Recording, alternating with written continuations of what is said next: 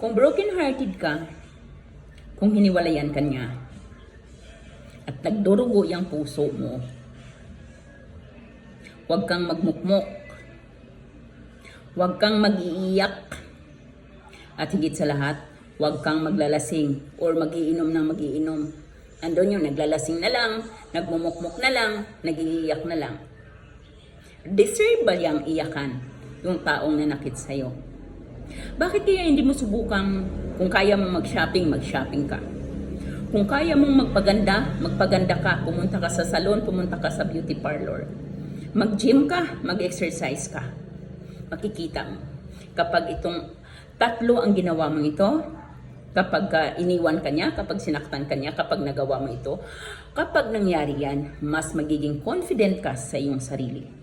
At kapag confident ka na sa iyong sarili, mas magiging malakas ka, mas magiging matatag ka, mas magiging matapang ka. At higit sa lahat, magagawa mo ng madali ang mga nais mong mangyari sa buhay mo. Madali kang makamove on, madali kang makalimot dahil kayang-kaya mo na yung sarili mo. Dahil mas confident ka na sa iyong sarili at dahil mas alam mong mas malakas ka na at mas matatag ka na. Kaya wag kang maglaklak, wag kang magiinom, wag kang magmumukbok, wag kang mag-iiyak. Gawin mo yung tatlong yun.